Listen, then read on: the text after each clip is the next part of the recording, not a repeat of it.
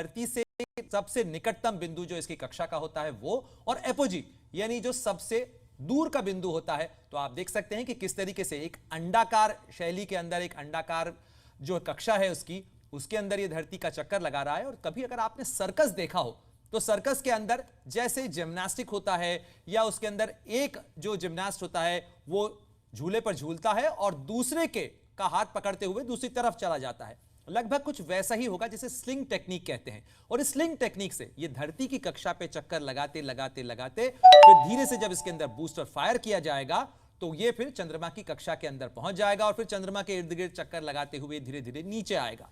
ये booster firing की जो टेक्निक होती है, इसको इसरो का जिसको इसरो का telemetry and tracking network centre है वो इसको कंट्रोल करता है। और इसके अंदर आप ये देखिए स्क्रीन के ऊपर कि किस तरीके से जब चंद्रयान 3 छोड़ा गया तो उसके बाद ऐसे ये जमीन से ऊपर उठता है, इसके रॉकेट फायर हो रहे हैं। और ये देखिए दोनों रॉकेट कुछ ही देर बाद अलग हो जाते हैं, जिसको SP-200 कहा गया था। ये S-200 रॉकेट्स अलग हो जाने के बाद में जैसे ये पेलोड अलग हुआ और फिर पेलोड के बाद चंद्रयान 3 इस पेलोड से अलग हो गया।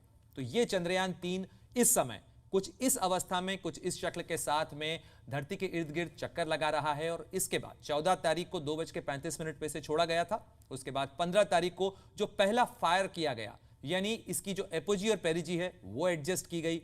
और ये जो अर्थ बाउंड मैनूवर्स जिन्हें कहा जाता है, वो अर्थबाउंड मैनूवर्स लगातार चल रहे हैं। और अब जो अगला अर्थबाउंड मैनूवर होगा वो 20 जुलाई को दोपहर 2 से 3 के बीच में होगा। और इसमें कुछ सेकंड के लिए इसके अंदर बूस्टर फायर किए जाते हैं। और ये जो बूस्टर फायर किए जाते हैं ये इसका दायरा या इसकी परिधि जो है, इसकी कक्षा जो है वो आगे तक बढ़ाते हैं। और अभी ये करीब 51,000 से ज्यादा के परिधि में पहुंच चुका है उसके अंदर, यानी जो इसका फार्देस्ट पॉइंट है, जिस कक्षा के अंदर ये धरती के सबसे की कक्षा में चक्कर लगा रहा है, उसमें जो सबसे दूर का बिंदु है वो करीब 51,000 किलोमीटर से ज्यादा का है। और इसे बढ़ाकर 1 लाख किलोमीटर तक करना है। और उसके बाद फिर जब बूस्टर फायर किया जाएगा तब ये आगे चंद्रमा की कक्षा के लिए जाएगा, जिससे जो लूनर ट्रेजेक्ट्री है उसे लूनर ट्रेजेक्ट्री इंजेक्शन कहा जाता है। तो ये लूनर ट्रेजेक्ट्री इंजेक्शन का जो फेज है ये इस महीने के अंत तक आएगा और उसके बाद ये चंद्रमा की कक्षा में पहुंचेगा।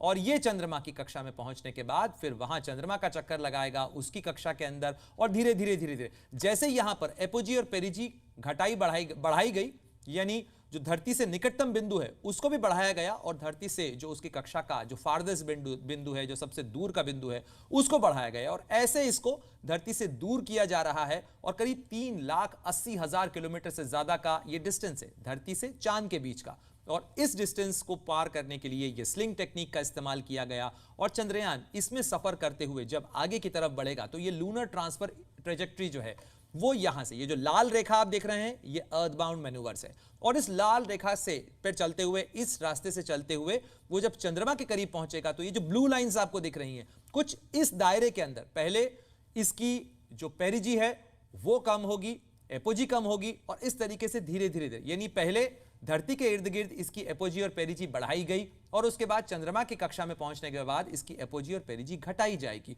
और उसके बाद जो बूस्टर फायर होंगे उससे धीरे धीरे धीरे धीरे धीरे इसका दायरा जो है वो छोटा किया जाएगा और उसके साथ ही चंद्रमा के करीब पहुंच जाएगा। और उसके बाद फिर इसकी लैंडिंग होगी 23 और 24 तारीख को। इंतजार जरूर करिएगा जब चंद्रयान 3 लैंड करेगा चंद्रमा की सतह पर, क्योंकि बेहद कॉम्प्लेक्स ये ऑपरेशन होता है। आपको याद होगा 2019 में सितंबर में जब चंद्रयान 2 लॉन्च किया गया था, यह प्रक्रिया उस समय भी लगभग ऐसी ही चली थी। लेकिन उस वक्त एक हादसा हुआ, क्योंकि उस समय में चंद्रयान 2 जो है वो लैंडिंग से महज 20 मिनट पहले उसके सॉफ्टवेयर के अंदर ग्लिचेस आए, कुछ परेशानी आई, कुछ दिक्कत आई और उसके बाद ये हादसे का शिकार हुआ, क्रैश हुआ। हालांकि इसरो ने इसे हार नहीं माना, इसे नाकामी भी नहीं माना और उस चंद्रयान 2 का जो ऑर्बिटर था वो अभी चंद्रमा के इर्द गिर्द चक्कर लगा रहा है और उस ऑर्बिटर का ही इस्तेमाल ये चंद्रयान 3 करने वाला है, क्योंकि ये उससे कनेक्ट करेगा और जो कम्युनिकेशन हो रहा है, इससे आगे का जो भी कम्युनिकेशन होगा वो चंद्रमा के उस ऑर्बिटर जो कि चंद्रयान 2 के साथ छोड़ा गया था,